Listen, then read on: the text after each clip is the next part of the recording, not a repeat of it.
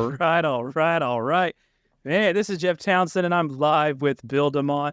Bill, how freaking cool was that, man? Did you feel the anticipation, building up as we're about to be live there? Boom, boom. I'm a collector of instruments, and now I have 3 more. I'm going to tell my wife I need a piano so I can hit the keys like that. That's an entrance, man. We could have used some cowbell, though, I think. Oh, I have a cowbell. I was at a basketball game the other night, and somebody was playing the cowbell. When I'm playing the cowbell, I'm not sure if there's a bunch of different ways to play the cowbell. It sounded just like that Saturday Night Live skit. Oh, you can always use more cowbell. They weren't even playing that song, but that's instantly where it took me to. Man, how you doing? I'm getting some tweets out and some stuff like that right now about the experiences. We're BDE Live. I'm just glad to be back, man. I've been battling this old age thing. I hit that big 5'8" last week, and ever since then, I've had this wicked cough that I cannot get rid of. I think it's that 58-year-old cough that I've heard about for all those years. And hey, let me ask you this real quick. How about my boy Crowbar? Yeah, I was going to say, so yeah, let's talk about that. So hopefully the foundation, everything's going well. I do want to make sure. Yeah, and maybe we'll catch up at the end. I want to get back. I miss everybody, so I want to get back into this. Hey man, that works for me. Sorry, I'm so excited. I'm trying to type on my phone and get tweets sent out, Yeah, I was excited. I really and I missed a lot of it because when I tell you I've been in bed no later than 8 p.m. every night for the past 2 weeks. It's been like I get sick once a calendar year, and it hit me. With the foundation, I was in New Jersey. We ran up to New Jersey. We had a couple schools up there. We ran home. I came home, literally changed vehicles, took my son to a tournament in Jacksonville. So we just go.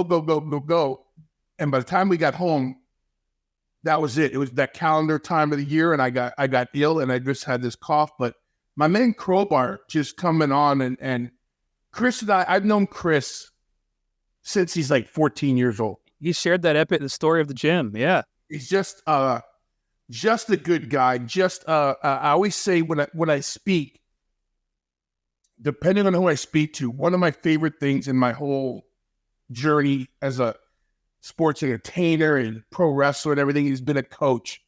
And I've got to watch this man become so successful in life that I'm excited for him. So when I reached out on the old text message, and I'm like, hey, listen, man, what are you doing? How about jumping on with my man? And I heard it was a great. I've yet to watch it. I apologize to everyone, but just a shout out to Crowbar, my buddy, for jumping in on the experience, and as always, you just taking the reins and having another great episode. So thank you guys for putting up with my old ageism. A couple weeks ago, I was talking with Aaron Stevens. Yes. Almost had him on, but he had a commitment he could not get out of. So that was like, oh, darn it. Then the next week, I already knew he had a commitment. So I was like, Bill, what are we going to do? And you said, what about Crowbar? And I said, let's do it. Shoot him a message. Yeah. And to your point, it worked out well. And it was a really cool conversation, man. We, it's always funny. And I told Crowbar post recording, so, man, we tend to get really emotional on this podcast because when, and I don't know how, so I shared the On This Day in Wrestling History with Crowbar, and I lined up things just perfect somehow. So Macho Man is his favorite, so kicked it out with that. Then went to, I don't want to butcher it, but then we went to Eddie Guerrero's last match. Yep. Well, that's Crowbar's favorite match he's ever had, was Eddie Guerrero. So very emotional moment there. Then we ended it with the Montreal Screwjob, which is actually lining up with his work in WWF. Yeah. And the following night, he shared that he was on an airplane. And then the following night on Raw, he entered the light heavyweight championship tournament. So we talked afterwards. He's like, hey, that's crazy that, those 3 things that you just, hey, I'm just that good. Of course, I did not mean to do it at all, but I took all the credit, He said, well, you should take the credit because you have this unique gift of lining up the stars every week. And by the way, On This Day in Wrestling is tremendous. I love it. It makes me feel old, and at the same time, it makes me feel great because remembering those dates in history. And I tell you this all the time. As soon as we talk about something, it just reignites my love for the business and the memories and stuff like that. Yeah, I took. I don't know if he told the story, so I apologize if he did. One of my first WWF tryouts, I took him as my opponent because I trusted him to help me look better than I actually was. And we went and tore the house down for WWF at the time when he was still an up-and-comer on the independents. So we have a long history. I'm glad it worked out. I'm sure we'll have him back on. And the funny part is, Jeff, ever since then, my phone goes off once every other day or something with a lot of my guys going, hey, I'd like to be on the show. I'd like to be on the show. So we may get very interesting going into this holiday season and into the new year. We are really Crowbar is king. Here you go, Chad. Crowbar is king. So we've really, since we've done this live experience now, is this the third or fourth week? I can't remember. We have seen some growth. We're growing. Yeah. It's catching on. So we're always thankful for you joining us live. And if you're listening to this post watching it on YouTube or listening on a podcast app, that's fine too. But we do this live every Thursday at 9 p.m. Eastern. It's definitely fun to be part of the experience live. Yeah. It's a ball, man. And it's, like I say, occasionally I'll miss a week or you and I'll miss a week, but I've been 2 weeks missing and it ruins me. I told Lacey, I'm going to swallow as many cough drops as I have to. And so everyone forgive me if I break away and cough or if I take a quick drink, but we're going to get through this. But the opening sets me off and I'm glad to be back and I'm excited, man. Let's get down to it. And Vince's mustache. I connected with Vince's mustache on Twitter. Yeah. Okay, so Vince's mustache on Twitter, which is his handle for those of you listening, give him a follow. He has been blowing us up with stuff he wants to hear from you about. And Vince McMahon's mustache, I don't know if you listen or watch live.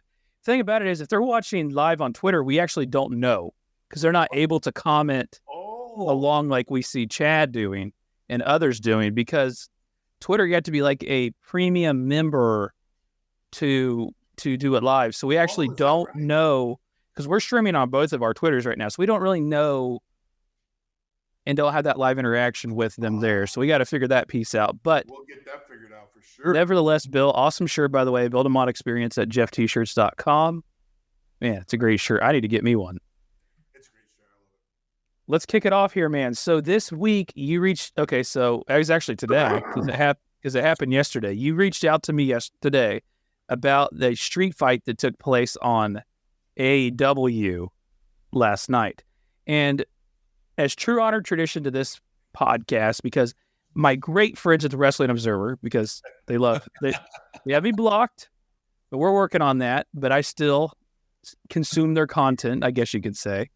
And Brian Alvarez, as he does a show multiple times a week, he commented on this, and I want to start it off with sharing Brian Alvarez and the Wrestling Observer talking about it. I can already see the frustration on his face. All right, here we go. And then, yes, golly, this is just the difference between me and I'm sure everybody in the chat. Powerhouse, Takeshita, Cage, and Kyle Fletcher versus Jericho, Kenny, Ibushi, and Paul White. Too dangerous. I mean, God, hit each other with bikes, and the bump Kenny Kota Ibushi took off that bike, and then Kenny breaks a beer bottle on, I think it was on Kyle Fletcher's head. His hands all cut all to heck. And then poor Paul White can't move. He cannot move. And they brawl backstage, and him and Hobbs are standing on this platform when they cut to the back. And Hobbs, he barely gets this dude up because they got so little room. It's like he can't even move his feet to better position himself. He has to just herk this guy up. It's like Hogan and Andre at Mania 3. It's hip toss! Or I guess that was Yokozuna in Luger. Yeah. But anyway, he barely gets this guy up, and then he just tosses him off this platform.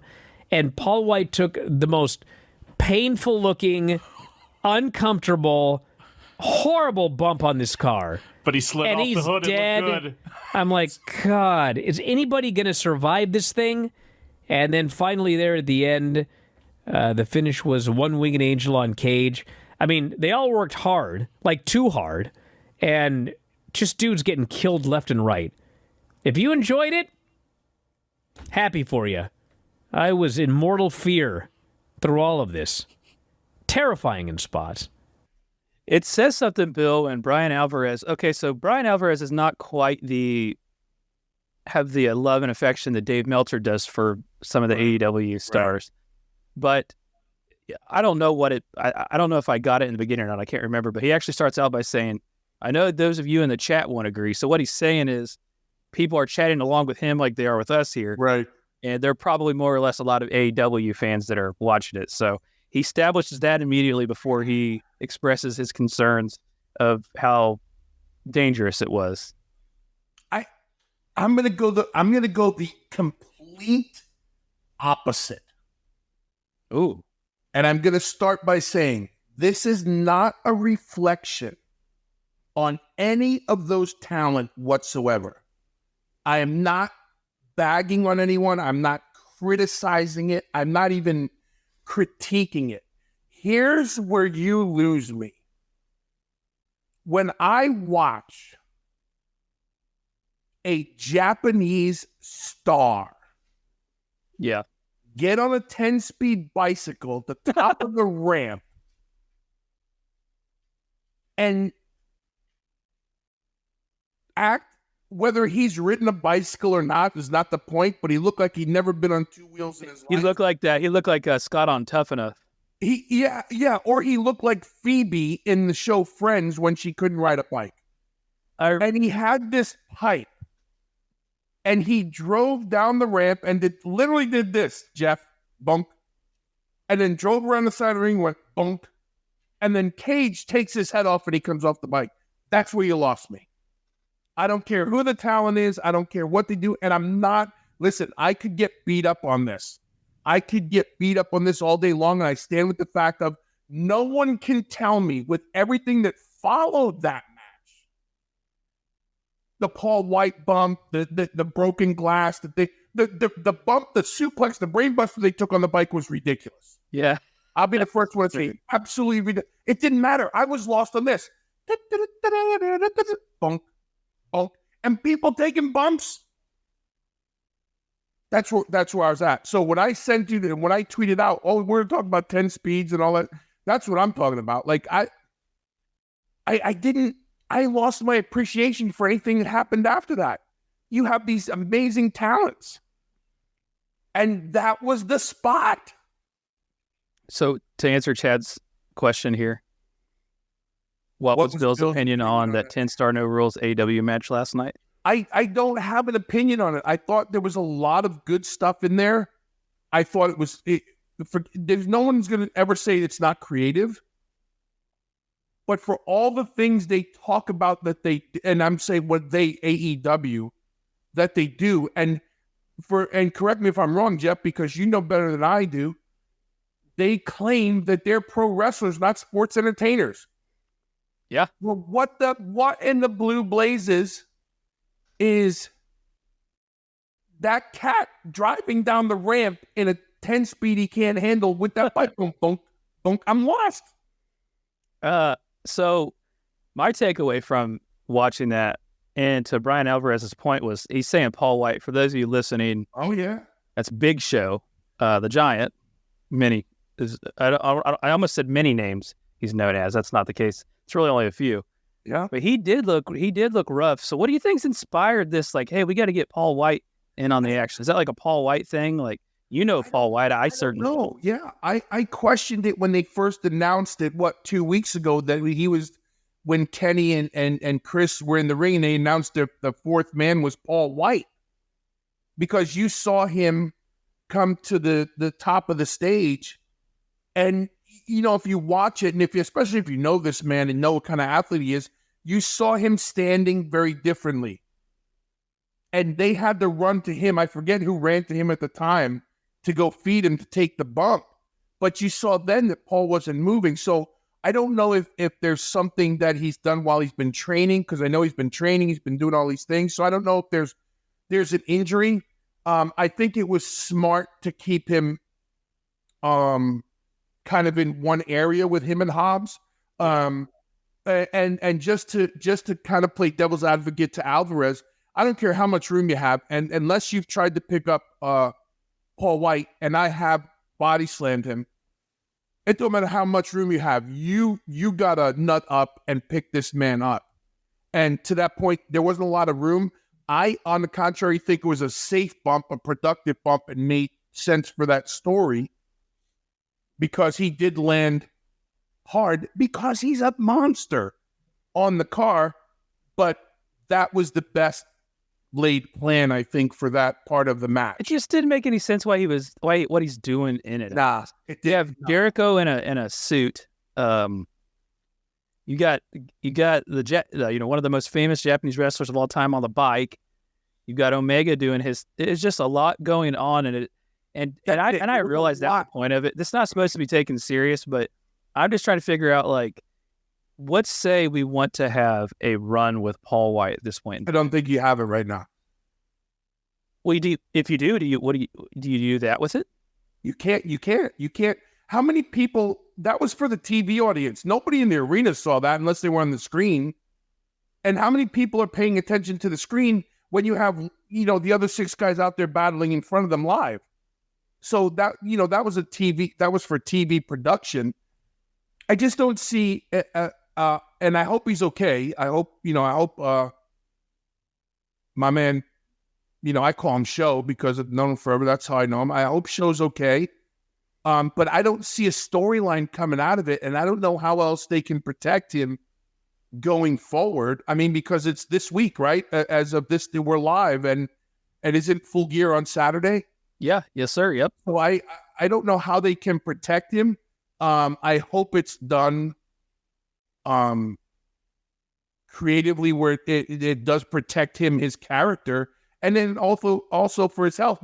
Hey, they could do it where he may not participate now, and they have another, substitute. Maybe that's the big news. I don't know. I'm just, every time there's groundbreaking news and big news, I'm always let down. So. Yeah, you weren't here last week, but I don't know if it was last week or week before. I had on the slate another huge Tony Khan announcement. Huge. There's so many huge ones. What's left? I mean, Paul White is huge, though. I will say that he's a huge. I hope he's okay. But to your point, I don't know if you can get into a program with and to that point, if you're going to go into a program with, is Hobbs the guy who can lead and protect Paul White going forward? I don't know if he has that much experience or if he's that savvy in the ring yet. Yeah, I don't know either. But my thing is, if you do have one more run with Big Show, like, what are you doing? Yeah. Excuse me, Paul White. Yeah. But I think there's an underlying theme here, and I've got another video as we segue into it. There's just a lot of stuff going on. And another friend of yours, Stevie Richards. Yep, love him. Stevie Richards he has a YouTube channel, which I encourage everybody to check out, by the way, where he is breaking down different things that are happening in matches. So he's breaking down historical things that have happened in matches. Like, he's done some great stuff on Bret Hart and Ric Flair. He does some stuff on that he's messed up on too.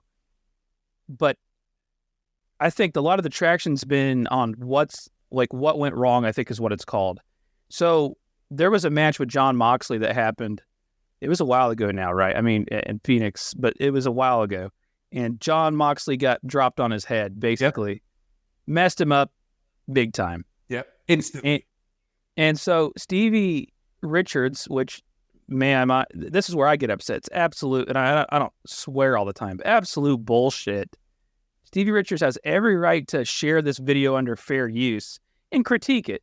Yeah. Jon Moxley incident. Every right to do that. Agreed. So Stevie Richards on his YouTube channel puts up a video with what went wrong. He's going to analyze it. He's not going to crap all over it, but he's going to analyze. He's going to give his opinion, but he's going to analyze what the exact breakdown and the maneuver that caused him to get injured. Right.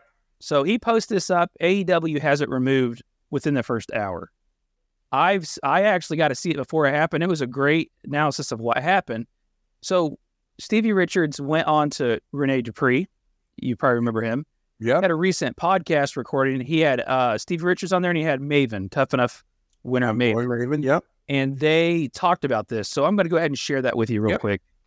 Thanks, Mark. Hey, Stevie, can you tell the story on how a few agents called you from AEW after your video was done, Steven? No shit. Yeah.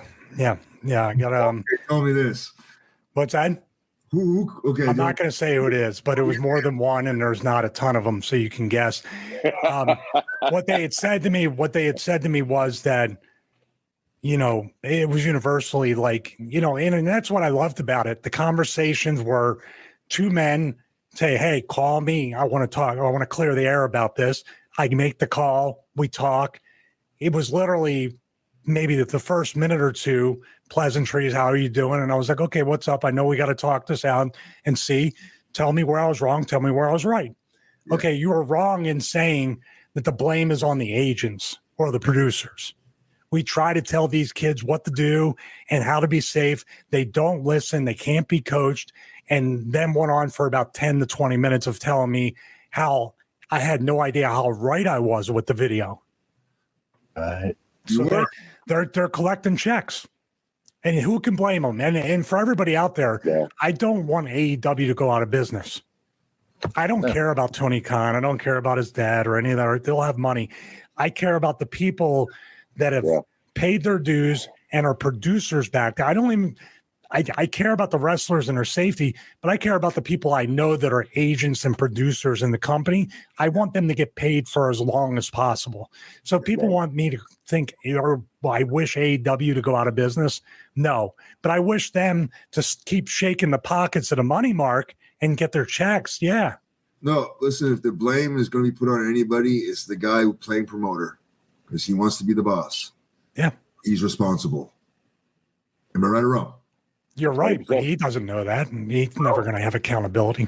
Well, like I said earlier, something bad could potentially happen, and then he'll be sorry. Just saying. Let's pray it doesn't get that far.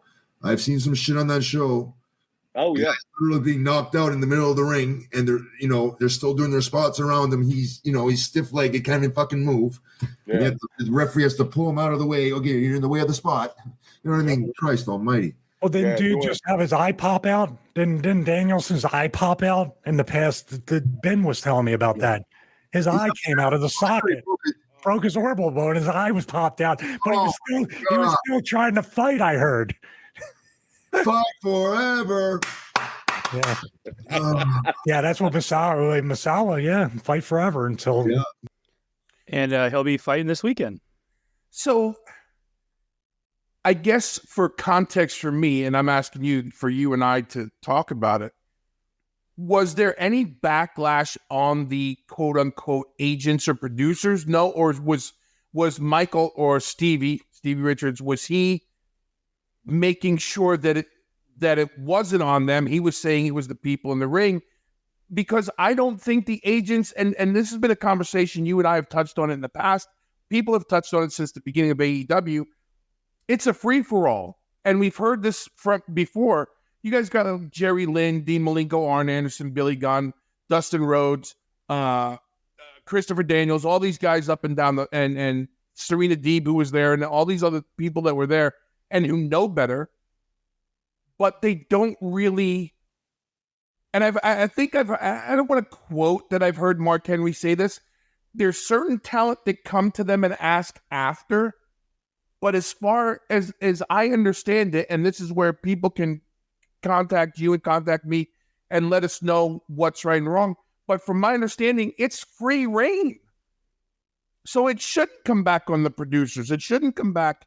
And how are you going to publicly go out and blame Arn Anderson for something that somebody does when clearly it's a free-for-all? Because AEW is a running car crash. And it really is the point of these. I mean, come on, Darby Allin's the case in point in all of this.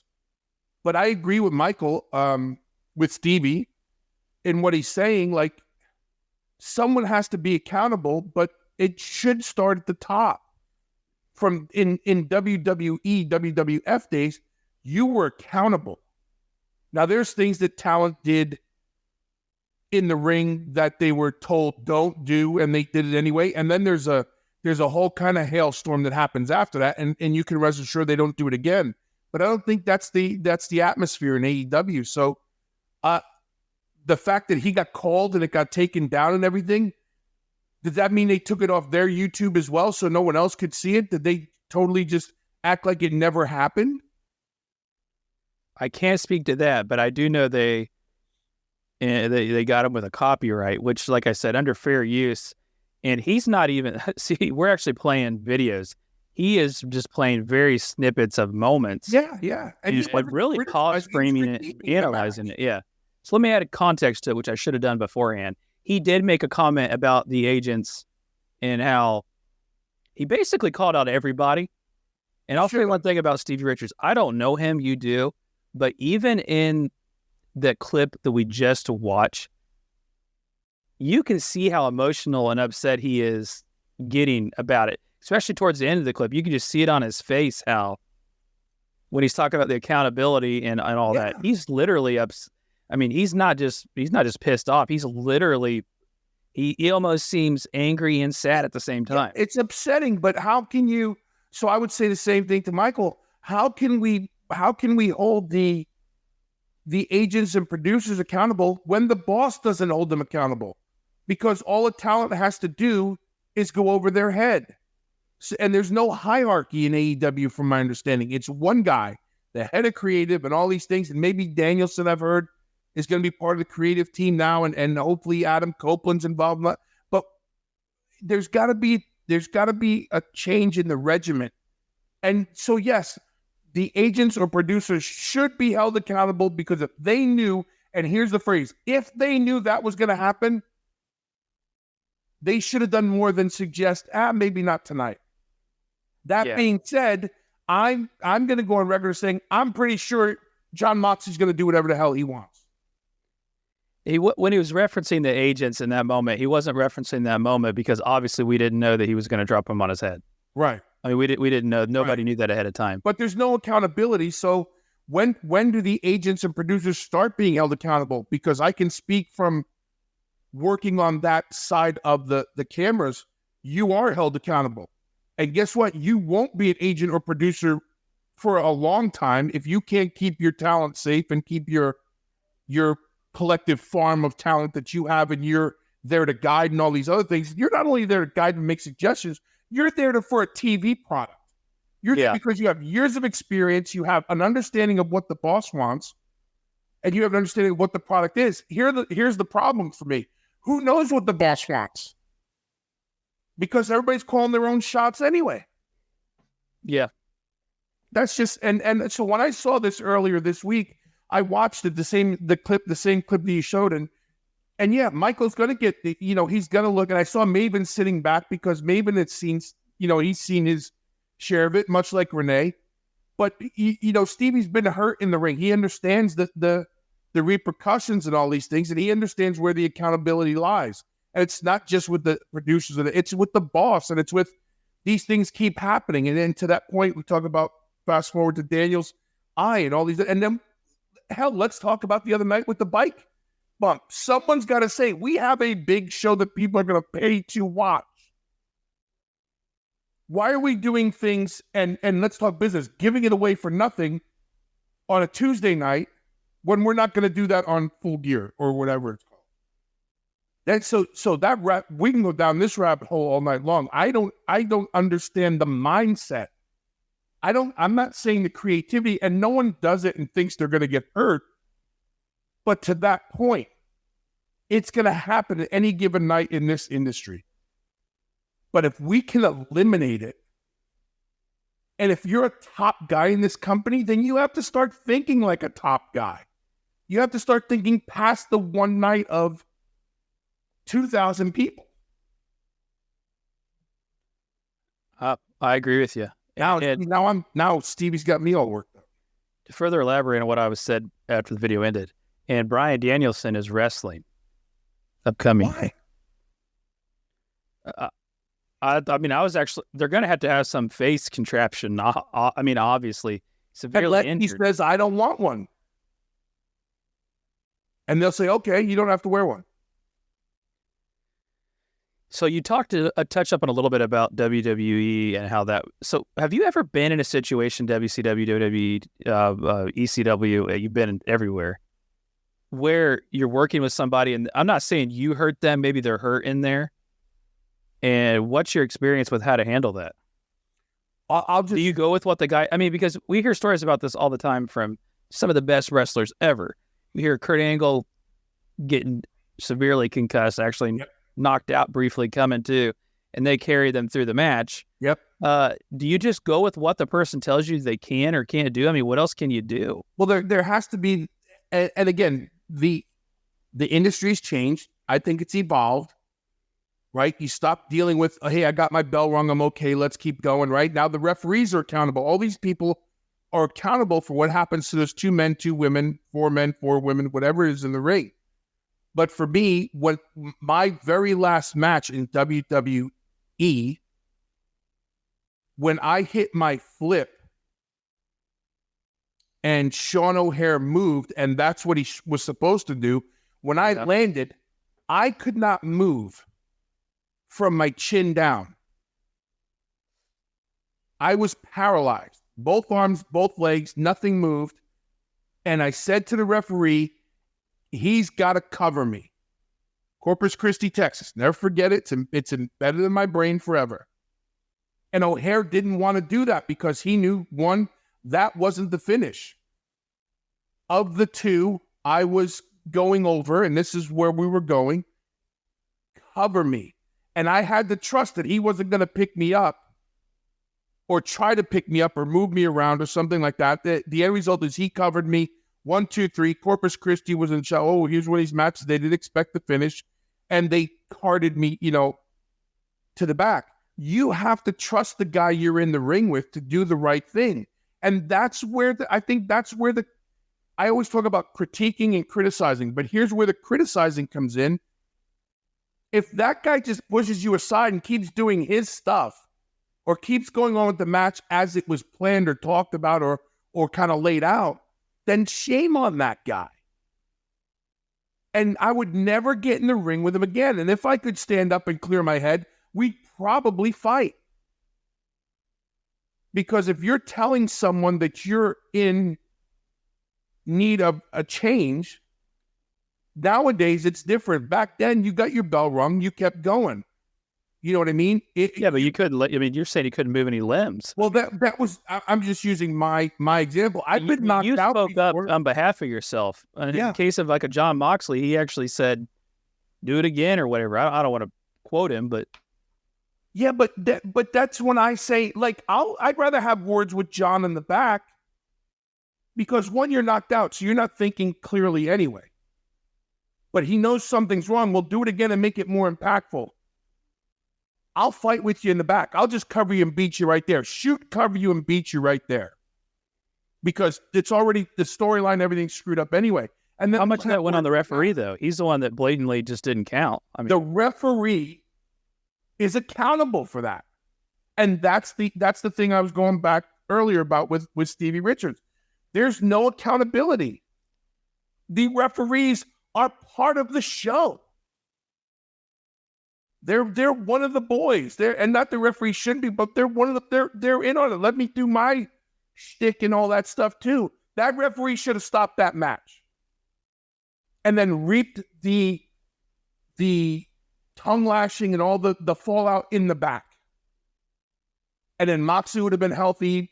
Who was it, Penta or Phoenix or whoever it was? Mm-hmm. And yes, the belt changed and all these things. It wasn't supposed to happen anyway. So what good did it do to do it again? It's weird. It's even more weird that Moxley followed it up with a Sports Illustrated article. I don't know if you ever read it, about how he thinks, and he explained it, throughout some ideas on some concussion protocols. I mean, we got the thing where people hated me as running the developmental system and the whole training system was we implemented the headgear. And people go, I'm a grown-ass adult. I'm not wearing headgear to protect myself. I know what I'm doing. Okay, hate me, go over my head, whatever, but you're wearing the headgear. There's a progression in the business, and it's called longevity. And and I can't speak for AEW. I can touch on my time in WWE, WWF. Once there's now even a thought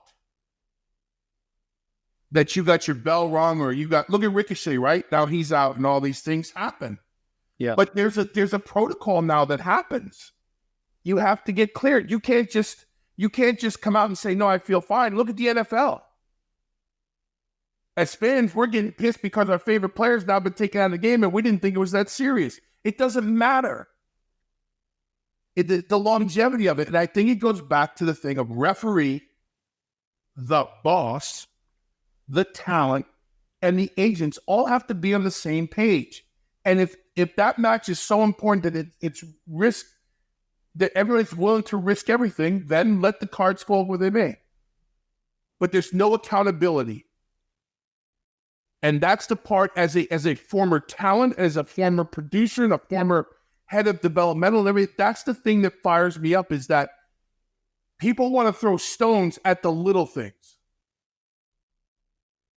But let's talk about the big picture. That referee has probably never been dropped on his head or had his bell rung or anything else. I'm trusting that referee. I trusted Mike Chioda. I trusted Jimmy Corderas. I trusted the Hefners. I trusted Mickey J. I trusted, Hildebrandt. Every referee I trusted that if something happened, you do the right thing. Am I going to be mad because I didn't go over? Probably. Am I going to the next day apologize for acting like a jackass? Probably. But other than my opponent, I have to trust the referee's going to do the right thing. And the fact that he got a phone call justified that what he was saying was right, but hey, don't do that to us. Then what was the phone call for? I think out of respect for Stevie Richards and explanation of what happened. I think it's just more clarification on the things we talk about all the time. Yeah, and here's the thing. I'm pretty sure, I don't know, so I'm just going to guess. I'm pretty sure Billy Young is shaking his head. I'm pretty sure Jerry Lynn is shaking his head. I'm pretty damn sure Arn Anderson, the king of head and neck injuries, is shaking his head. This is unnecessary. I'm pretty sure Mark Henry's going, come on, man. I'm sure some of the veterans who know better were going, this can't keep happening. But then turn around, leave Danielson, turn around, use these bike things. Unless the inmates are running the asylum and nobody's running through all these things. So the comedy part, I don't think anybody ran through the fact that he was going to run down and go, but there's the comedy. But then the fact that you're going to pick up a 10-speed bike and throw it at Omega, your top guy, and if that pedal catches him in the eye or rips his gums out or whatever it is, bad enough he cuts his hand up on the beer bottle. Oh, yeah, it was cut, yeah. I mean, so what's the payoff here? And who's accountable? And who's signing off on all this stuff? Well, I'll say I can't fairly compare it to when you had wrestled to now, just because we know so much more now. Right. About head injuries. And yeah, I'm with you. I think, and they brought up a great point. At the end of the day, it's Tony Khan's business. I mean, yeah. that's who it starts with. That's who it ends with. And if you're going to make me feel like I'm replaceable and you're just going to keep letting things go that way, listen, there was a time in my career, and I talked about it in my book, I talk about it openly. There was a time when I had so many head injuries and concussions, they weren't going to let me back. I forced my way back in. And there was a time when I was working with Lance Storm when my eyesight would go and I would just see a white sheet in front of me. And all I had was Lance Storm's feel and his command, whatever word he used. I had to trust that he kept me safe. Was that the smartest thing to do, me? No, and I'd be the first one to say. But it was a different business. It's not justifying it. But now we have people saying, you don't need to work like that anymore. You don't need to work hurt. We're going to take care of you. But we're not hearing that there. We're seeing a lot of hurt. We're seeing a lot of, we're seeing a lot of just let the inmates run wild. Yeah. I catch a lot of crap for my AEW comments, and I don't have anything against anybody there, and I'm certainly agreeing with Stevie Richards and all of them when they spoke. And just for you that are joining now, we shared a clip from Renee DePriest and James's podcast, so make sure you check it out. Yeah, and Stevie Richards talked about the incident of his video being removed where he was breaking down the Jon Moxley injury, the concussion. But I certainly agree with him. You don't want anything to happen with AEW. You don't want it to do bad. You want it to do well. Yes. And I think going back to his emotions, you could see how emotional and how heartfelt it was when he said that. He likes these guys, everybody's getting paid. Yeah. He understands that. Let me ask you this as a fan of the business and someone who I consider a historian and someone who's followed the business for a long time and appreciates this industry. Do you think that the men and women are replaceable? As long as you see a product every week, is that what you care about as a fan? Or you get invested in the people that you watch, and do you watch the show for that reason? You touched upon it. That's exactly what I was going to say. You come back and continue to watch because you're invested in the characters and in the stories. It's not necessarily something that if you had no reason to come back, you would. Yeah. You come back because, to your point, you're invested in what's happening and the people that are there. Yeah. And you hear guys, so people think it's hypocritical because you'll hear guys like Mick Foley, or you'll hear guys like Tommy Dreamer, or you'll hear the hardcore guys from Fit Finley, myself, guys who have been in ECW, Taz, all these things that we used to do, and not justifying it by saying, well, we did it better. It was a different time. It was a different mindset. There was a different way of doing business. FMW, Wing, all those places we were in Japan, bot wire, steel cage matches, all these things that we did. Would we do them now? I would never do them now. But you learn and so if the guys that did it and survived it are saying, hey, you don't need to do it. Now, if you're going to do it, at least have a build to these special things that you're going to do and put your freaking body and livelihood on the line. Exactly what Crowbar was saying. Exactly what Crowbar was saying. And I preached this to Crowbar from day one because he wanted to do the Dipsy Doos every night. I'm why. And he even said that. He's yeah. I mean, so you have here's John, and I'll use Jon Moxley as my point. I mean, it's with all due respect.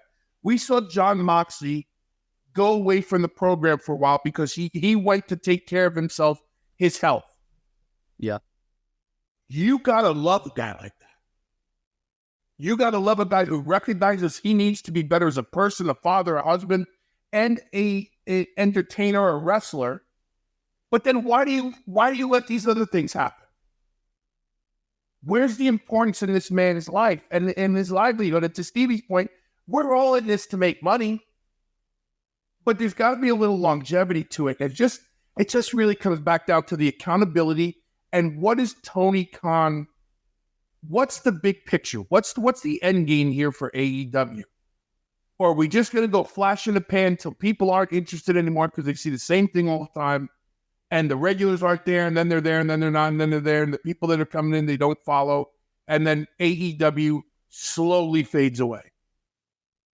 What's the end game here? Because you can't have people telling you, take it down, we agree with you, and we know they don't listen, and we know they don't do it, but we're going to put them on TV anyway because we have a product to put out in front of 1,800 people in Ontario, California.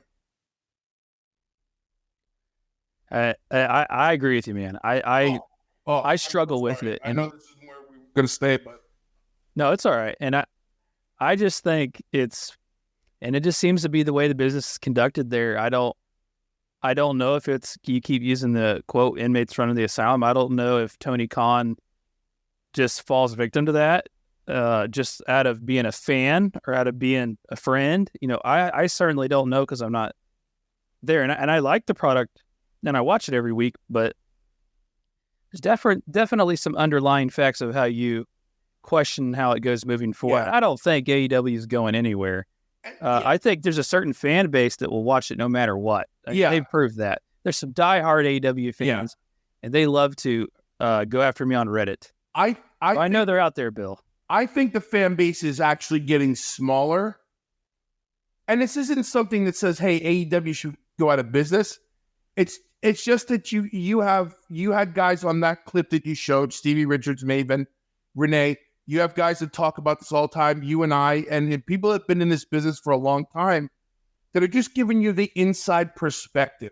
Yeah. Kind of like pulling back the curtain a little bit and giving you the inside perspective. This is not a shot at the talent. This is not a shot at anything. But for the love of Pete, protect yourself. And like, as much as you hated being told by your boss, your producer, you can't do that tonight. At the end of the day, you were thankful. And they gave you a reason why. And I don't know if that's going on. And that's just us talking. It's not to bash AEW, because I do watch it every week. Now I turn it off, or there's things I watch and go, I can't, but that's me. That's not the wrestling fan me. That's the 35 plus years me going, I just hope that they're for the future. And I don't know. I just hope they're having a strategic approach to how they're doing things. And I hope so. There's a whole team behind WWE when they make decisions, and also they review the success of the stuff that they've done, whether it's analytically or whatever. I just hope that's the case with AEW. It certainly has the impression, though, that it's just a friends club. I don't know. And again, that's like the insider's perspective. I don't think, and this is why I don't. Sometimes I feel like it's a good conversation, and sometimes I think it's bad, because I don't want to make fans jaded towards the product. I don't want to make fans jaded towards characters and the storylines they're trying to tell. That's not the intent here. The intent is just to talk about like the subject at hand. So, and it comes from a place of, and I won't claim to speak for Michael or Stevie Richards, but it comes from a place of passion and respect for the business, and a healthy respect for the people that do this on a nightly level. What's in the AEW conversation with a clip here from K100? It's a podcast. I've been listening to it for so many years now. It's Conan, Disco Inferno, and of course my friend Joe that produces and runs the show. Puts in all the work. They had a conversation here, and it's about Adam Copeland and AEW, and they had a listener write in and ask if he had comparisons of Bret Hart's move to WCW. I want to share that here. Subject is Edge and AEW so far. You guys were WCW and Bret Hart joined WCW. Does Edge join AEW remind you of that so far? It seems like he went from being a huge WWE superstar, just a cooled off guy in 3 weeks that no one cares about in AEW. Hopefully he can turn around. That's from John. Like I said, he's only been there 3 weeks. I mean, it's not, I'm definitely not going to critique him thus far until he has at least 4 or 5 months in there, What about you? It's so weird to me because he almost feels out of place, probably because I've seen him in WWE for 25 years, and that's where I'm used to seeing him. He just feels out of place, Right. Maybe, I'll get more used to it. But I have a feeling, and I don't know why, but that when he has his last match, I think he'll have it there, even if it's just one match. Yeah. I think WWE, ever since he came back to WWE, which was one of the great Rumble surprises, I liked most of his stuff, a lot of his stuff. But if you think about it, when AEW fans would have a list of guys, can you imagine if they were in AEW? Punk, Bryan, Cole, Joe, those guys. You never really heard AEW fans say, man, we could really use Edge. I just don't know that he's one of their guys that they really will support, but I guess we'll find out. Well, not only that, you're getting saturated with a lot of WWE talent, older talent too. Yeah. Okay. So make sure everybody give credit again to K100 for that clip. Make sure you check them out if you haven't. But good discussion there. I think it's I don't want to admit that Disco gave a good answer, but I will admit, and I say that with all due love for Glenn, and you and I have talked about this. I think there was a huge buildup to Adam coming to AEW. I think there's definitely room for people to say, well, he's kind of cooled off, but to that point, he's only been there for, a cup of coffee so far. So I think going into by the time we end the holiday season, go into the new year, you have a better idea of what he is or isn't going to do. But that's the thing. If fans see that and they are asking that question, that's their perspective. And I don't think it's a wrong one.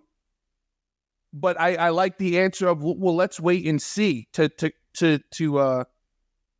K-Dog's point, he red hot for 25 years and now just kind of part of the show. Well, he's got a point, though. If you continue to add to WWE guys, does it take away from... Yes, and you and I talk about this at length almost every episode. Like, here's the big news. Here's the big news, and it is great news, and it's wow. Edge is here, right? Adam Copeland's here, and then it's kind of, what else are we gonna do? Yeah, and it's Ric Flair's here, so now Adam moves to the back burner, and Flair was there, and now here's a big signing for Full Gear, and then Flair's gonna move to the back burner, and then. It started with Mark Henry, it started with Big Show, it started with Christian Cage, it started with Jericho, and all these things. So it's always going to be something to move somebody to the back burner.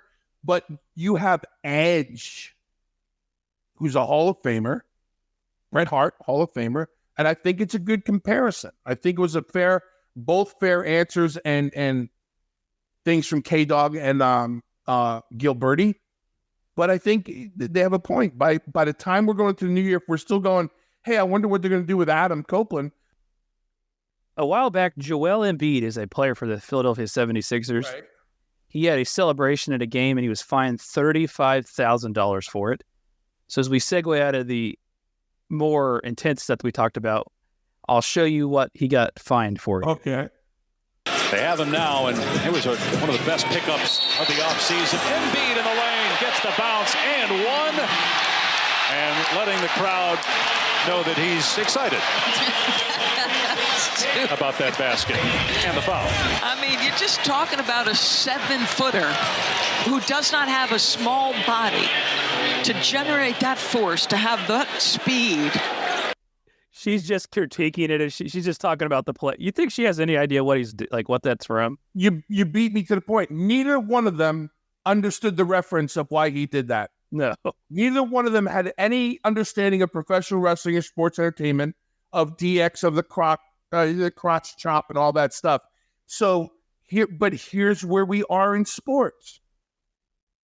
That's not the way they want to be perceived. That's why they're sports and we're sports entertainment. Because even now, they can't get away with that. There's going to be someone in the, in the news stations or the TV stations or something, hey, we don't want the crotch chop anymore, But if it's they obviously didn't understand it because they also showed her several replays of it. Yes. And listening to the commentary, that's what makes it great. That's why I pop. If I was to beep, I'd do it every time and pay the $35,000 until they understood the reference of why he did it. But hats off to crossover of athletes who understand what that means. I mean, we see kids on the football field doing it in high schools and stuff. Everybody knows what that means. But, we got two words for you, And that was a great segue. It was a great, and it's the funniest stuff. There might be two of the only sports commentators on the planet right now who don't understand the reference. So I think it was worth the $35K. $35K, just a normal day at the office. Recently, Bill, I don't know. There's a lot of YouTube videos out there with people talking about you. Oh, no. Recently, you were mentioned on the Kurt Angle podcast. You aware of this? No, I wasn't. Well, that's what we're going to share next then. Kurt Angle does a podcast. I like Kurt, so hopefully he didn't. No, it's not a bad one. Paul is a good guy. He does a podcast with Kurt, and they talked about an instance where you helped Kurt Angle out. We'll share that here.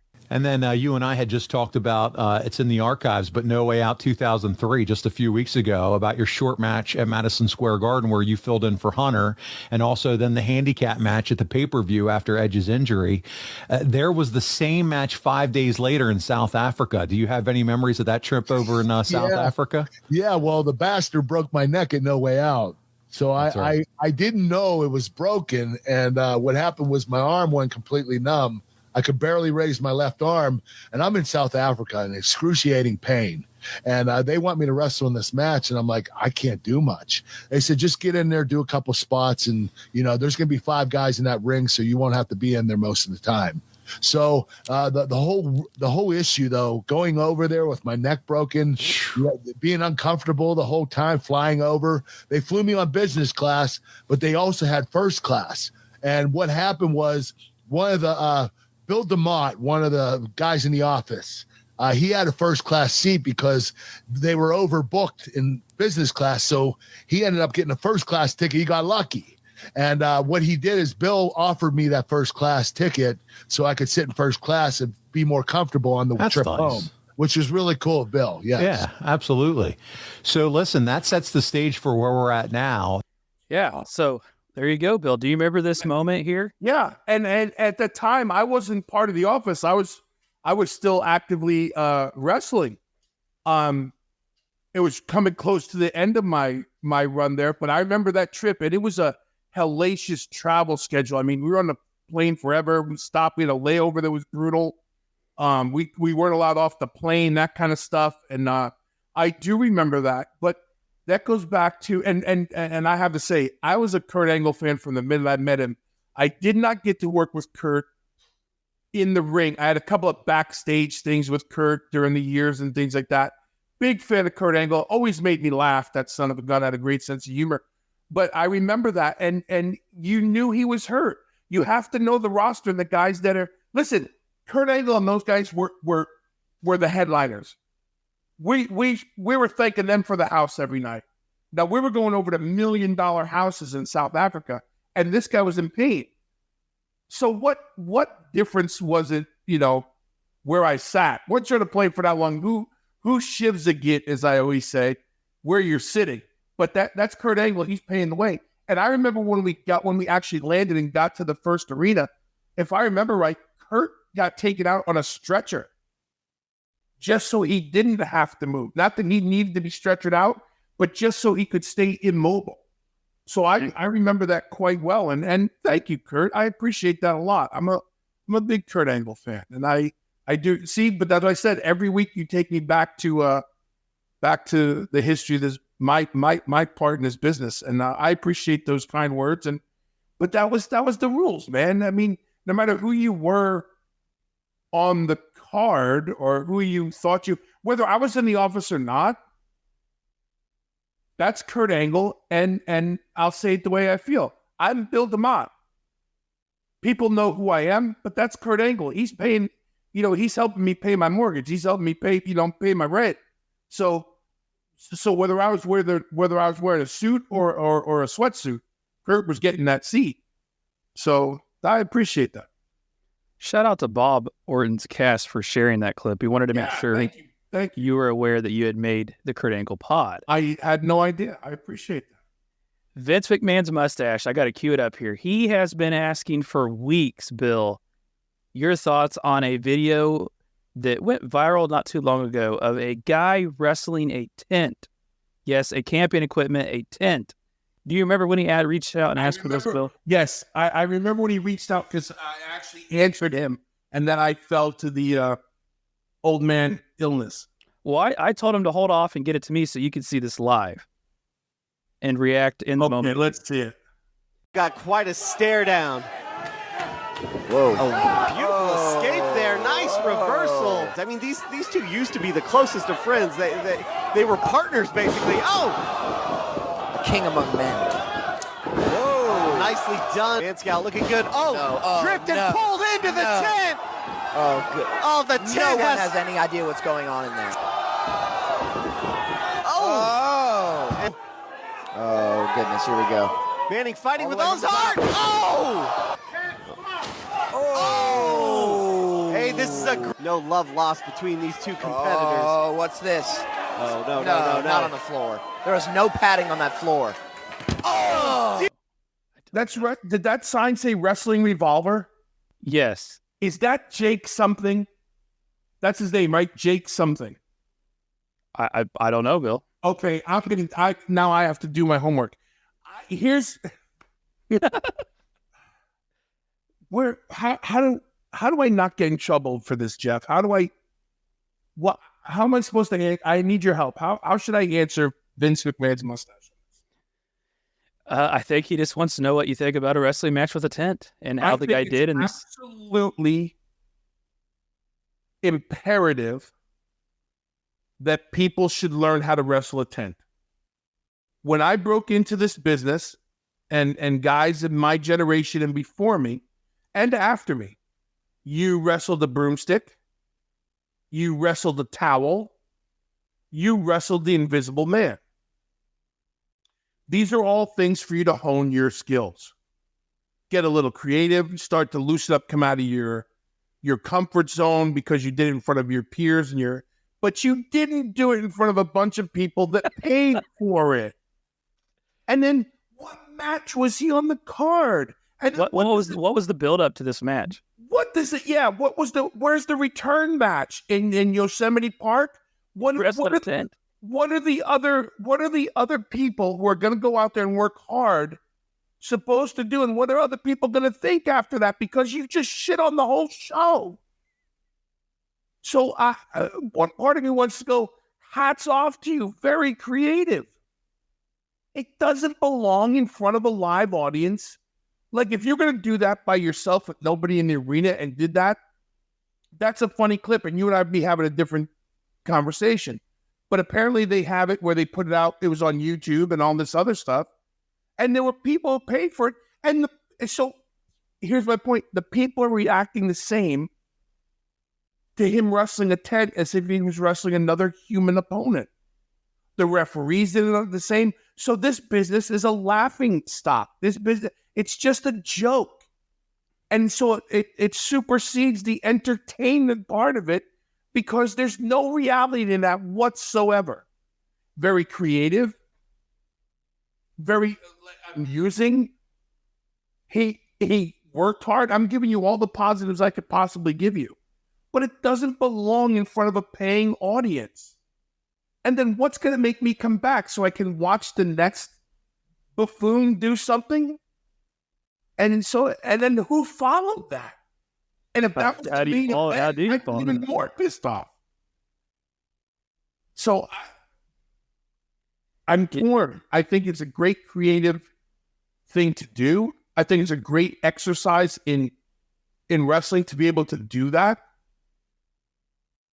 But it doesn't belong in what we do in front of people and to be out there for people to see, because what would I hire him for?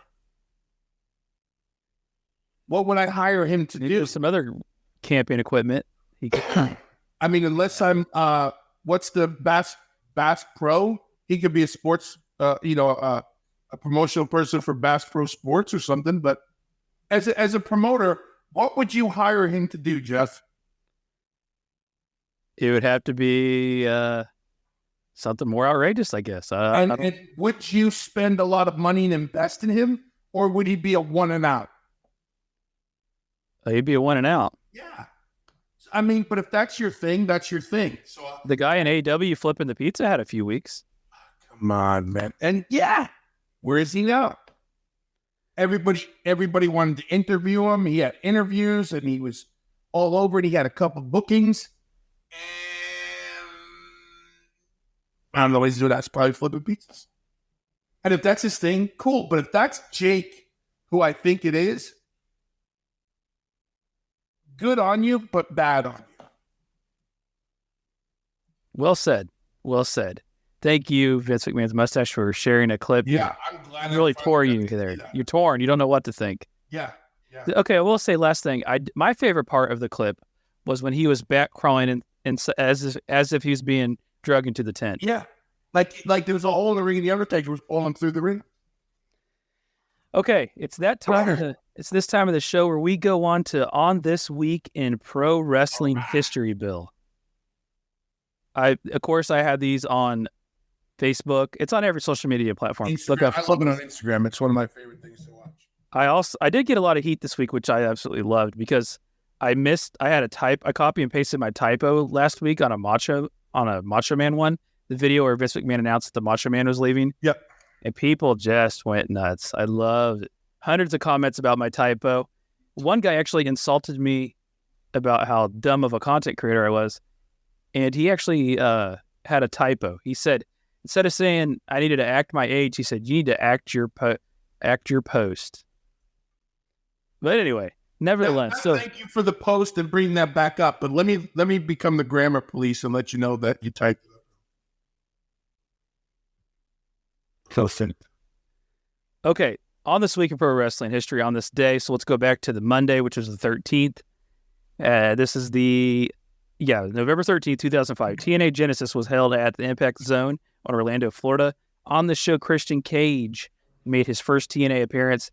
And you know I'm an absolute huge Christian Cage fan. So I have to share it. Let's get it going here.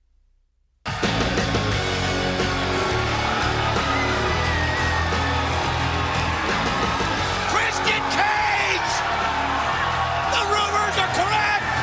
He has made the jump! His crowd is on their feet! Well, I'll tell you this much.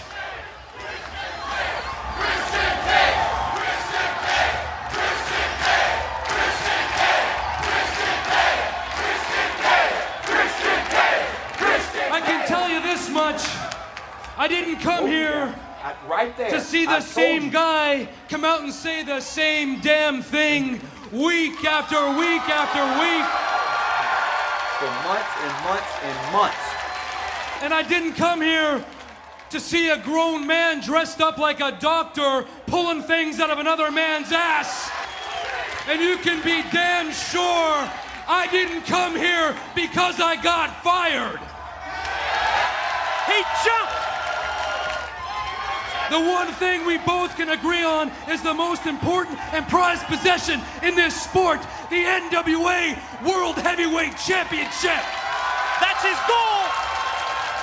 So I want everybody right now to stand up and take notice that Christian Cage is here! And Christian Cage will fulfill his destiny because that's how I roll! What an awesome moment. You know what comes to mind? Jay leaves Vince. I'll say Vince, but WWE. Everybody just says Vince when it's WWE. So Christian leaves WWE, goes to TNA, clearly raises the level of everything. Yes. So much so that WWE wants him back. Doesn't know what to do with him. In my opinion. Does some stuff, but doesn't do what. Got a title reign out of it, yeah. But wasn't done right. It wasn't a big ride. It was just okay. And then Christian's done with WWE again. Goes to AEW. Doing the best work. Yeah, the best work. He's up there, the best work of his career. On fire, in my opinion. Clearly. Sometimes, and this is the difference, I guess, what I'm trying to say. WWE is so in tune to what a talent can do, they don't want them doing it somewhere else. Christian Cage is the measuring stick for that. Because other companies will take WWE talent or former WWE talent, bring them in on the WWE accolades, and not do anything with them. Christian, no matter where he goes, is steadfast and true. He's the Dick Clark of professional wrestling. He ages great. His work is at the top of his game. I'm a huge fan, but when I was watching that, and I remember it, when I was watching him going, every time he's moved. Yep. And you can't hold that back. Not many people can say that. Yeah, that's my point. We were talking about, like the Adam Bret Hart thing, right? Christian, no matter where he goes, no matter what he does, he rises and continues. Jericho. To me, they're in the same. Yeah. What do you remember, though, backstage when this happened? Obviously, so there's this lines up with another tragic thing that we'll talk about next. But was it even really talked about? It kind of seems like he just snuck out the back door and went. You know, for the guys in the back and the boys in the back that knew better, they're like, yeah, drop the ball. You're dead. Good for him. I mean, I don't know of anybody that wasn't rooting for him. I mean, to me, he's just that kind of man. Yeah. Christian Cage, Christian, one of my favorites. I see what you're saying. You know, nobody was like, screw him. No, everybody's rooting for him. I've never heard the harshest words I've ever heard about Christian is he's so freaking headstrong and sticks to what he believes and will fight for that. If that's the biggest problem you have with him, shut up and listen. You know what I mean? But I remember at that time, everybody's really happy for him. Go, well, we screwed up. We should never let him go. Should have done more. There's so much more that could have been done, and now he's going to go do it. Constantly stayed in a main event spot his whole time there. Yeah. And did a lot of great stuff there. I still to this day go back and watch a lot of that TNA stuff. There's about an 8-year period there where they did some really good stuff. And he was a huge part of that. So yeah, I remember this happening. And go ahead, I'm sorry. I'm a really big Christian Cage fan. I'll say that again. Like I'm not just saying that to win points or something. I remember, I actually still have several of his wrestling shirts. I remember, to me, when he made that, because obviously I'm not in the business. I remember watching him when he made that jump, and he did some single stuff before he did, but it's primarily a tag team guy. But I remember watching it and thinking, oh my gosh, this guy is the ultimate. I know you hate the term heel, but he is, man. Yeah. He gets it. Look at the time that he was injured in AEW. Yep. Still relevant, still red hot, and keeps recreating himself, but he doesn't. He's the same guy. Yeah. He just accentuates it differently every time. He just gets better and better. And he's smart enough to know who to be in the ring with, where to go with these things. And yeah, he's at the top of the list. And here's a guy who stuck under the radar for a long, long time. But you want to talk about a fan of the business and knowing the business, he's in the tops, man. Actually, that's on November 13th, 2005. Eddie Guerrero was found dead in his hotel room. Yep. So let's jump ahead a day. And Monday Night Raw did a show in honor of Eddie Guerrero. I'm not sure if you remember this, but they dedicated the whole show to it. Yep. They really basically put all the storylines aside for this day, and they just kind of went about it. And I thought that was really special. So they opened it up with a 10-bell salute, and we're going to go ahead and share that there. And it's a sad to watch, but we'll go ahead and share this 10-bell salute here. Eddie Guerrero has passed away. So tonight, we celebrate the life of Eddie Guerrero. Eddie Guerrero loved this business. Eddie loved to perform more than anything else, whether he's booed or whether he was cheered. Eddie's goal every night was to steal the show. Tonight, as we pay tribute to the memory of Eddie Guerrero. At this time, I would ask you all to stand in silence as we toll the bell 10 times.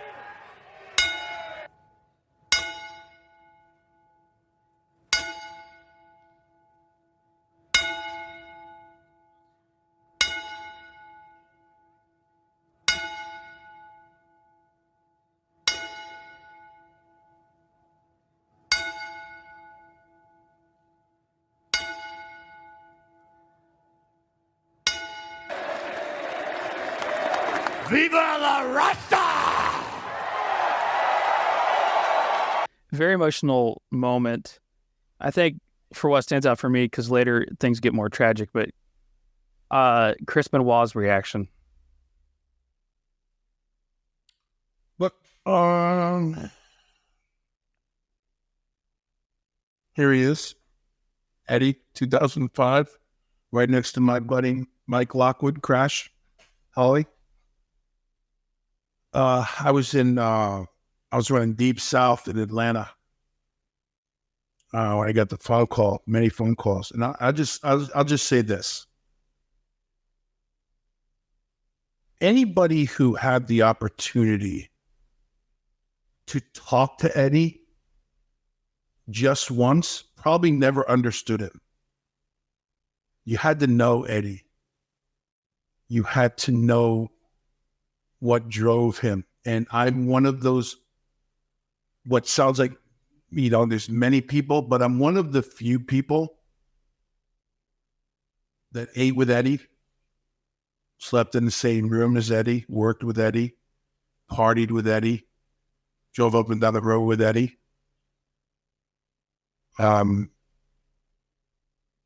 You got caught up in his passion for this business. And then, so there was no way not to get caught up in his personal life. And if you were fortunate enough to be that close to him where you knew him in a personal way, I mean, it doesn't go away. In my garage, I have a gym for my son, and in the garage, and maybe I'll take a picture and post it because we're talking about it. I have the poster of the Light Sheet and Steel pay-per-view poster that he did, and I have certain things of the Guerrero family. I've been with the Guerrero family since my Mexico days, and so I've gotten to know all of them, and just tragic, man. Just the journey, the ins and outs of the Eddie Guerrero story, and just being with him through every aspect of that journey is just, and it seems like, it seems like yesterday. It seems, when there's certain things when you hear news, you go, man, I hate to say I saw that coming, or, it's just someone, you just back in the day. And if you talk to enough people, you hear about it, a thing they used to call the Deadpool, right? And different names around the Deadpool, and they'd give a timeline on when guys were going to expire, guys or girls were going to expire. And he wasn't one of those guys. And just, I don't think anybody's prepared for it. And my heart still goes out to that whole family and his kids that I knew as kid. I know Vicky very well, and to see Sal, Chavo like that. And I remember when Chavo was in his room to get into the room to get to Eddie. So, man, it's a long time ago, 2005 now, man, almost 20 years now. So it's, it's one of those things, man. But then I think, I say this openly. I'm a Christ follower. My faith is strong, and like I look forward to that time when I get to bust his chops about some of the stuff that's happened between now and then. But a good man, big part of. And you said it. You see the reaction of like a Benoit and a Malenko and the guys that were really, really tight with him. That affected a lot of people in a lot more ways than anybody will ever know. Like mentally, really affected a lot of the boys. Yeah. You always hear so many people, and Crowbar was an example, talk about how their best match was with Eddie Guerrero. But more importantly, you also always hear about how great of a person he was, and just how contagious his personality was, and his love for the industry. Yeah. And you better be able and willing to fight him every night. And when I say fight, I mean fight. Eddie had a fuse like this big, and you'll hear some of the greats, and you've heard Kurt Angle say, you've heard, JBL talk about it, and all the guys that Brock and everybody's ever been in the ring with Eddie. He had a short fuse for lack of perfection, and he held himself to such a high standard that everything had to be perfect. And if he thought something was wrong or he thought something was not going right, he was willing to fight. And so, especially this time of year, next week being Thanksgiving, I always am reminded of, you never had a Thanksgiving unless you had a Thanksgiving at the Guerrero house, because there was always a fight. That's how passionate they were about life, about the business, and about everything they believed. But Eddie, so unselfish, man. So unselfish. Listen, it's only going to go, hey, you're you're working with Eddie Guerrero tonight. You go, oh shit. Eddie comes to you and makes sure that you're ready to be your best. Not this is what I do. This is what it is. I'm on top. You be at your best, and I'm going to take you there, and you better be ready to be at your best, because that's what he wanted from you. He didn't want his best. He wanted your best. And so, I have nothing but, you know what? Tomorrow I'm going to post it too. I'll post a picture of me and Chavo and Eddie farting around. But I try Crowbar talked about that last week, Bill, how Eddie made sure that he got his moments, and even his wife, Crowbar's wife, in the action too. Like they had moment. He made sure that, he highlighted him. Yeah. Yeah. Yeah. You weren't out there to get Eddie over. Eddie was out there to get you over. Eddie understood what the business was about and what made Eddie Eddie, and what made him one of the best, there was. He understood it. He understood what it took. I had a lot of, I say a lot of matches with him, but I've had a lot of fun. I had a lot of arguments. And I have a lot of love for him. So to realize 18 years ago and all that stuff, but he's on my wall of some of my he's on there with, like I said, Crash Holly and Jerry Tootie and Eddie are on my right arm. So big, yeah. Thank you for sharing that, Bill. That was awesome. Thank you for sharing these things, man. I told you, this is one of my favorite things about social media is the stuff you're putting out, and please don't ever stop it. Thank you. Let's move on to the 15th of November in 1999.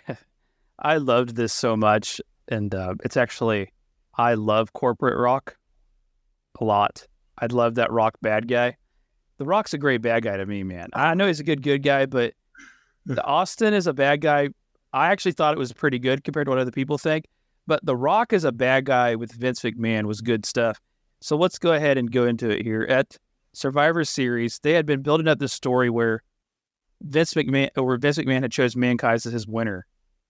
And he had helped him through all these matches, and Mankind was going to be his champion. He was going to be the champion, the corporate champion of them. Mankind was his guy. So not only was he helping Mankind get through in this storyline that lasted quite a while, they did a good job of building this storyline. He was putting he being Vince McMahon is putting barriers in the way of The Rock and Stone Cold in particular to not be able to win and get to the final match here. The Rock after Stone Cold is completely screwed, it comes down to The Rock and Mankind here at Survivor Series. And it was all about who was going to be about Mankind achieving and being Vince McMahon's chosen champion. Mr. McMahon sweating bullets over there. Sharpshooter. There's a sharpshooter. Sharpshooter. Hey, McMahon said ring the bell.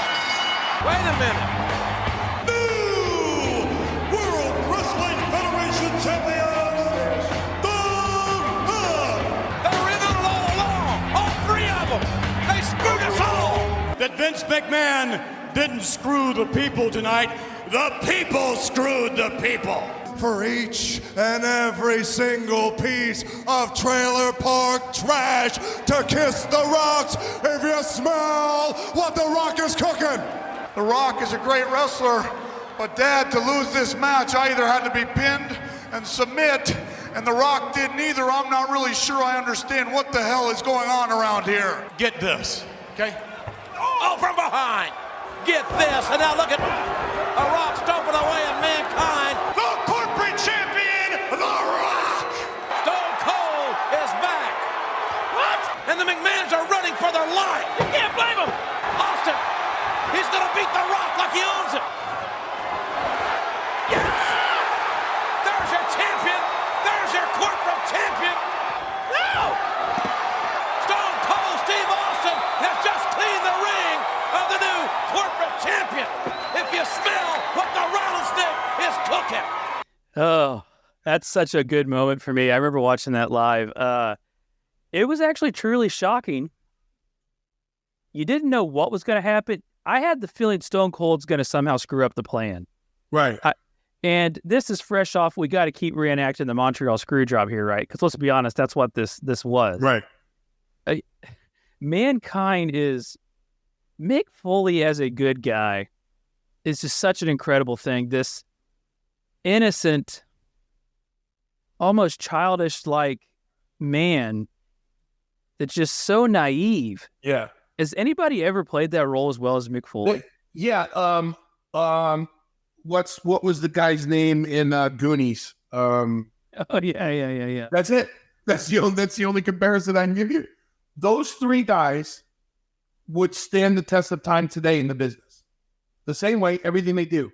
When I was watching that, not only remembering, thinking how great it was,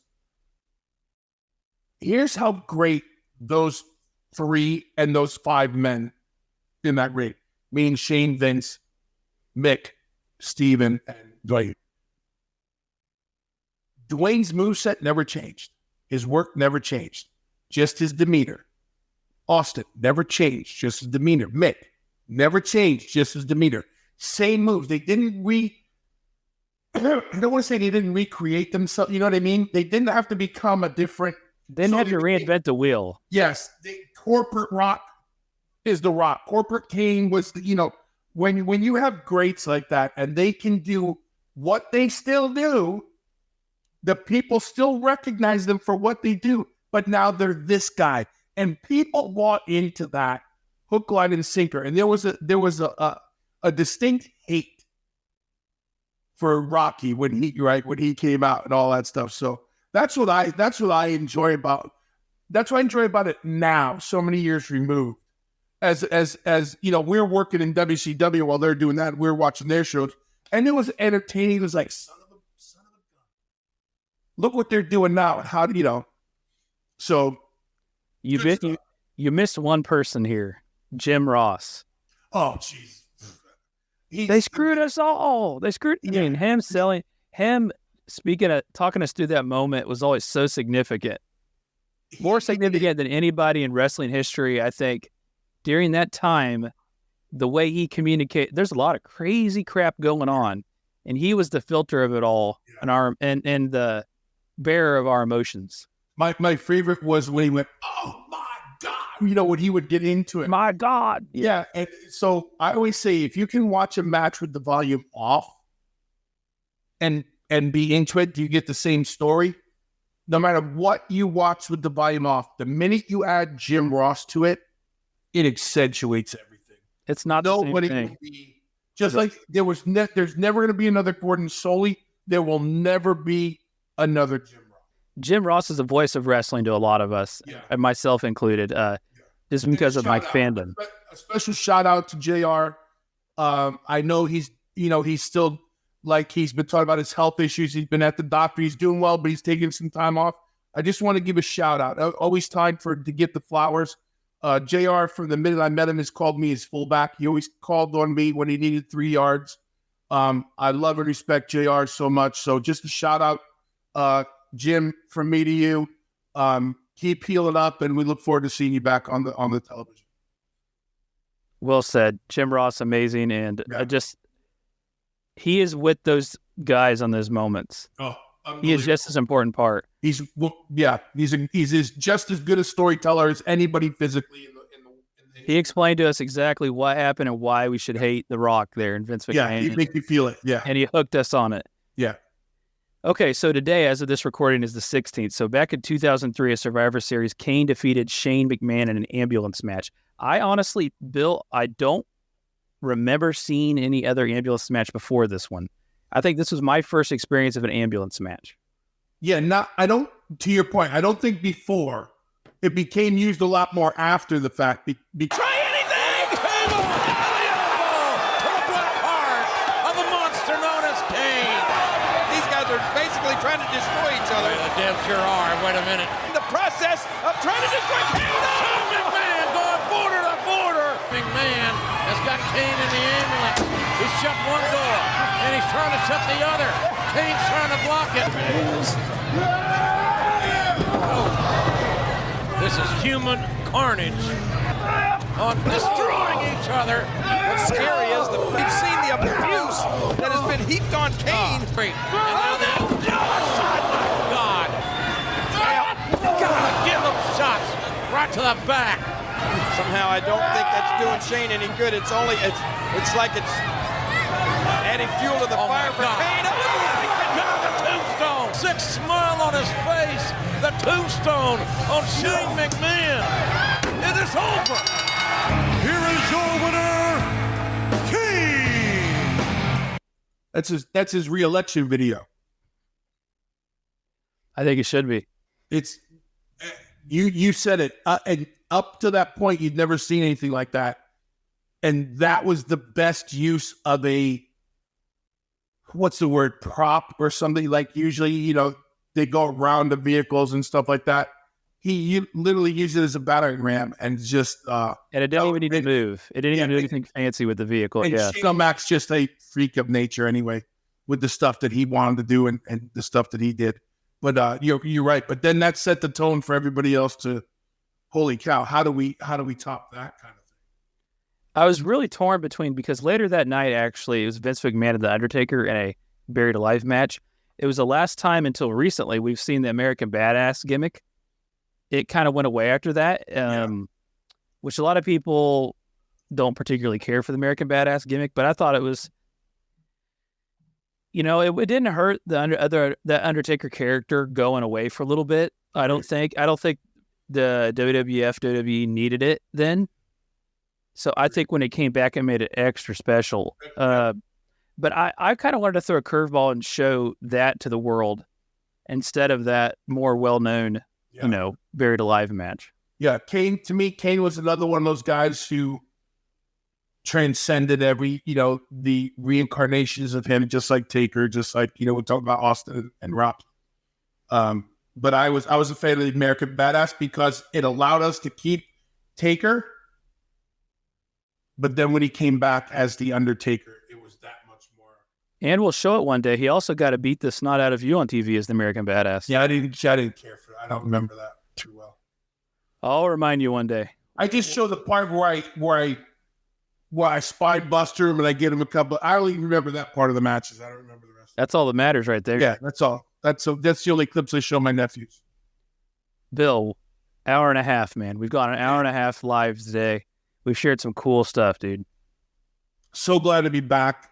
Great way to kind of close it out with on this day. I told you I'm a big fan. I'll say that all the time. I don't care about your typos and all that stuff.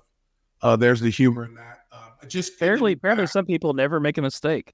It's amazing. It's amazing. If you ever try to put your sausages on the phone and try to type, it's ridiculous. I will say this. I got one guy pretty good on there. He was commenting on people that they shouldn't be supporting a lazy content creator. And I responded to him, do you realize the more you continue to respond to this, you're helping the Facebook algorithm show my video? Yeah. So you are supporting me. Thank you. Yeah, thank you, brother. Merry Christmas. Happy Thanksgiving. Hope you're doing well. Yeah. I love it. Don't stop. This is great. I truly mean this when I say I apologize to the bottom of my heart for not being more that I'm not tough enough when, like I said, I get sick once a year and it hit me hard. But as always, you lead the charge, and another shout out to Crowbar. And I look forward to more guests and being on with the guests, but so good to be back, and a great episode. And again, I feel like there's this guilt thing in the back of my head, and I have to say it one more time. And you and I see this all the time. All these critiques or these conversations are never about the men and women that are out there doing their thing. It's just how we see it in kind of like a point of view. Because I will say this, if I do have someone that I'm going after, I will do it right here directly and say this is, but I never wanted to come across as anything more than a critique or a little bit of behind the curtain of how I perceive it after 35 years or something like that. And to me, that's what makes the experience special, because there is a respect.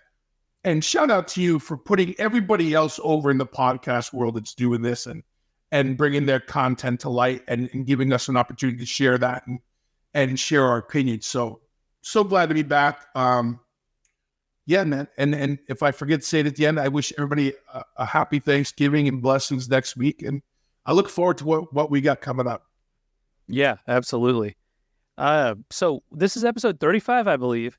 So if you have not got caught up on the other 34 episodes, you should do so. Bill has about 20 at least before that, also from the original Bill DeMott Experience. So there's a lot of content out there. Get on the YouTube. Follow us on all the social media. Follow Jeff, Instagram and Twitter and Facebook. Follow me on Instagram, Twitter, and Facebook. And go to the website, BillDeMott.com. Check it out. And get on that YouTube and subscribe. You'll always know what we're doing. Man, you're better at that than my daughters. That's with YouTube.